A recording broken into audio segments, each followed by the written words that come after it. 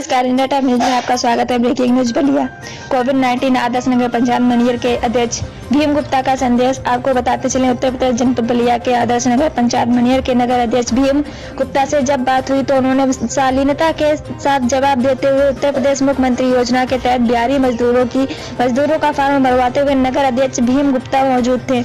Media कर्मी ने गौरी बिघई से गौशाला में बछड़ों की हो रही मौत पर जब पूछा तो कोई कुछ बताने से कतरा रहे थे। अधिशासी अधिकारी के कार्यालय में ताला बंद होने से कर्मचारियों और नगर अध्यक्ष से पूछा गया तो सभी लोगों ने बताया कि कभी आती है कभी नहीं आती है, उनका आने का कोई समय नहीं है, जिससे लोगों का काम काफी बाधित हो रहा है। इस वीडियो में बताएं जो आप आंखों से देख सकते हैं। नगर पंचायत आदर्श नगर पंचायत मनियर के कार्यालय में जो आपने अपनी इतनी बहुमूल्य समय देकर इस तकती हुई गर्मी में कर्मचारियों के साथ जो आप फॉर्म पहाड़ी मजदूरों के लिए करा रहे हैं, इसमें मैं आपसे जानना चाहूँगा कि इससे लोगों को कितना राहत मिलता है।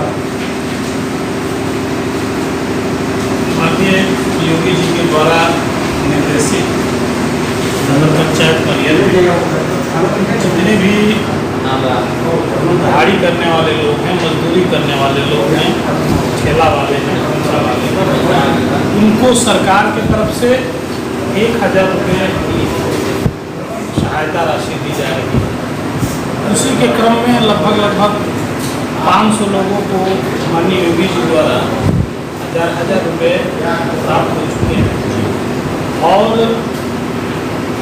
अन्य भी लोगों को कुछ लोग छूट गए हैं, उनको भी जो है उच्च स्तर पर कार्य चल रहा है, उनको भी जोड़ के उनको भी जो सहायता राशि है तत्काल उपलब्ध कराई जाए। इसीलिए इतने जो है आज युद्ध स्तर से काम हो रहा है।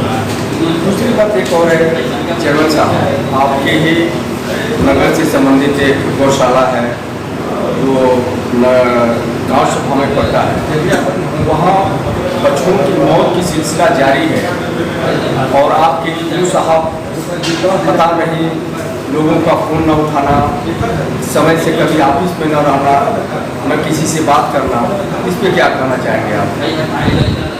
इसमें बहुत सी बात तो मैं नहीं कहना चाहूँगा, क्योंकि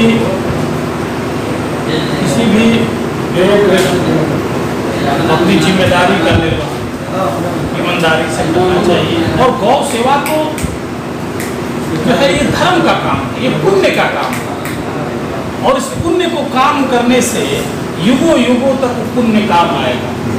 अगर उनके द्वारा इस तरह की लापरवाही बरती जा रही है तो आपके द्वारा हमारे संज्ञान में आया है, इस पर उन पर कड़ी कार्रवाई करते हुए शासन को जो है इसकी सूचना भेजी जाएगी। अगर यह चीज़ें सत्य हुई तो निश्चय ही उन पर सरकार कार्रवाई करेगी, ऊपर के अधिकारियों से बात की जाएगी और फोन ना उठाना, चूँकि जनता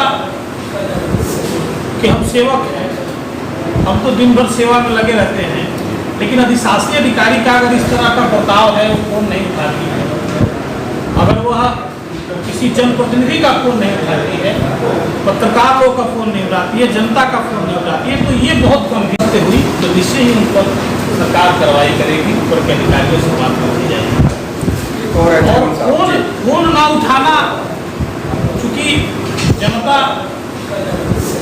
के हम सेवक हैं, हम तो दिन भर सेवा में लगे रहते हैं, लेकिन अधिशासी अधिकारी का अगर इस तरह का बर्ताव है, वो फोन नहीं उठाती है, अगर वह किसी जनप्रतिनिधि का फोन नहीं उठाती है, पत्रकारों का फोन नहीं उठाती है, जनता का फोन नहीं उठाती है, तो ये बहुत गंभीर विषय है, क्योंकि फोन उठाने से जो भी बड़ी छोटी समस्या है उसका हल हो जाता है।